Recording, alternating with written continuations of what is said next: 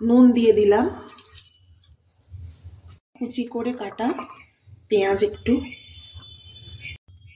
দিলাম, একটু সর্ষের তেল করে মাখিয়ে নিতে হবে। মাখিয়ে আমি 15-20 মিনিট মতো রেস্টে রেখে দেব। এটা আমি ভালোভাবে মাখিয়ে নিয়েছি। এবার নিয়ে 15-20 মিনিট মতো এটা আমি ঢেকে রাখবো। তেলে আমি তেজপাতা, এখানে লবঙ্গ দিলাম 3টে, একটু দারচিনি দিয়ে দিলাম, আর 3টে এখানে ছোট এলাচ দিলাম। এগুলো হয়ে গেছে ভাজা ভাজা, এইগুলো মানে গরম হয়ে গেছে। আমি এখানে দিলাম পেঁয়াজ কুচি, তার সাথে এই 4টে কাঁচা লঙ্কাও দিয়ে দিলাম।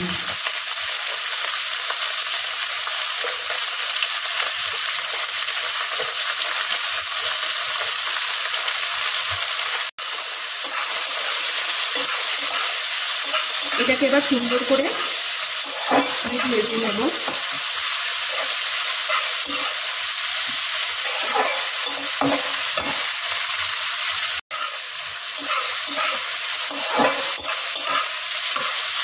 মাংসের জন্য এখানে পেঁয়াজ আছে 2টো কুচো করে কাটা, আর একটা পেঁয়াজ আমি মাংসের মধ্যে দইয়ের সাথে মাখিয়ে রেখেছি।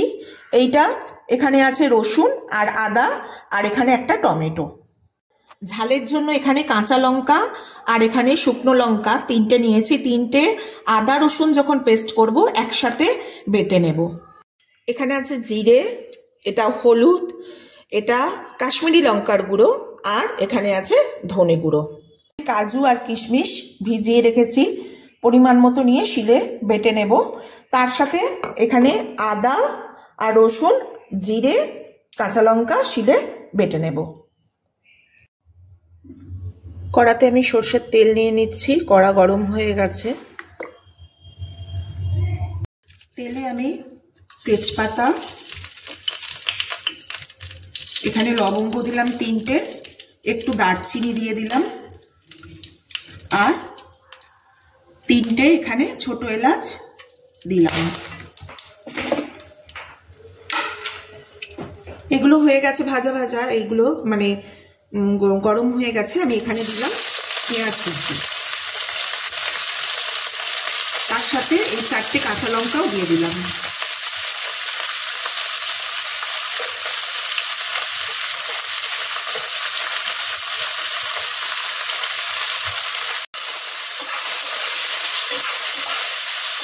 এটাকে এবার সুন্দর করে আমি ভেজে নেব।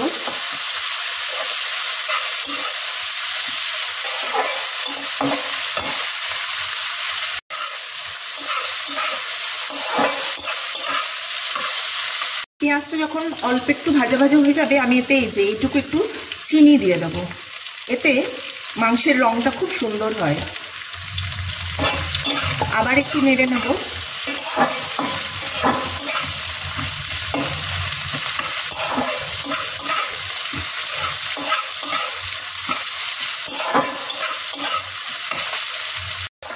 পেঁয়াজটা একটু ভাজা ভাজা হয়ে এসেছে, এবার আমি এতে দিয়ে দেব টমেটো।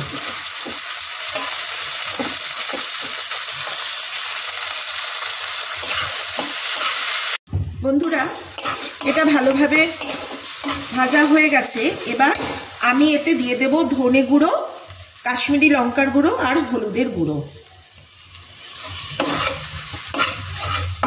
অপর পাত্রে আমি একটু গরম জল বসিয়ে নিয়েছি।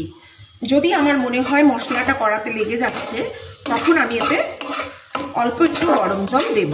আর যদি না মনে হয় তাহলে দেব না আর কি, সেটা নিজেরাই একটুখানি বুঝে নেবে তোমরা। আমি গরম জলটা একটু চাপা দিয়ে দিলাম। মশলাটাকে খুব ভালোভাবে কষাতে হবে। এখানে আমি আদা, রসুন আর জিরে নিয়েছি, একসাথে বেটে নেব।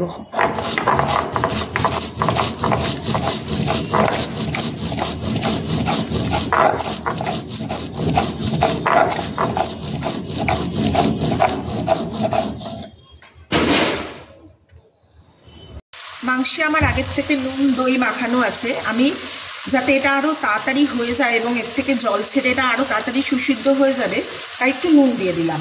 নুনটা বুঝে দেবেন আপনারা।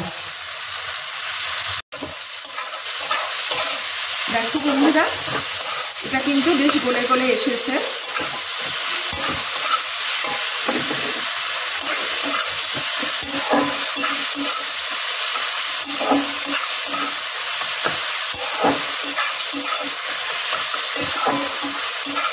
এইভাবে এটাকে ভালোভাবে নাড়তে হবে।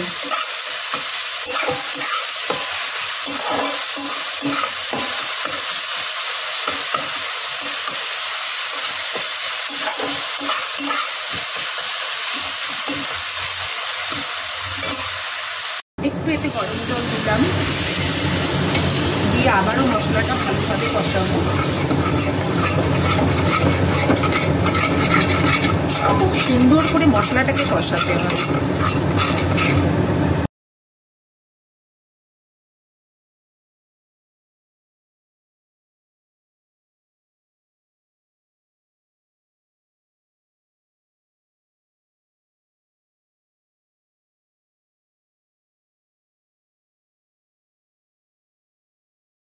যে 3টে শুকনো লঙ্কা নিয়েছিলাম, এটা আমি শিলে বেটে নিয়েছি।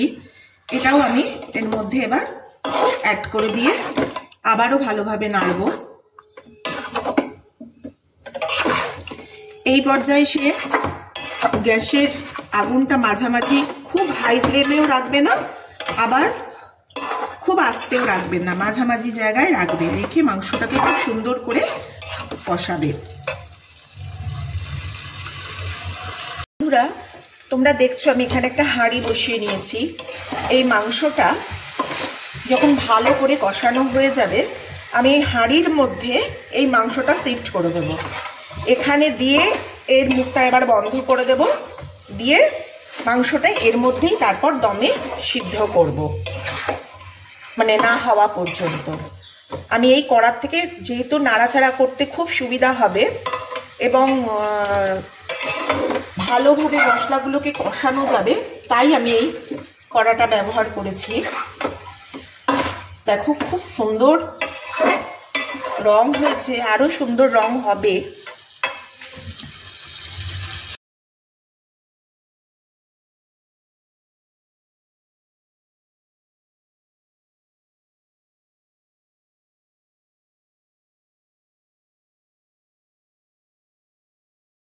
দেখো বন্ধুরা, এই কড়াতে অনেক মশলা লেগে আছে। এই যে চিকেনটা ধুয়ে রেখেছিলাম, এই জল আর এতে একটুখানি ওই গরম জল নিয়ে নিয়েছি।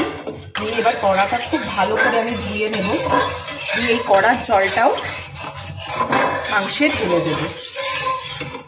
এখানে সব মাংসটা আমি দিয়ে দিয়েছি। দিয়ে এবার আমি হাঁড়ির মুখ ঢেকে দিলাম। প্রথমটা জোরে দিয়ে তারপর যেই ফুটে উঠবে গ্যাসটা সিমে করে দিতে হবে।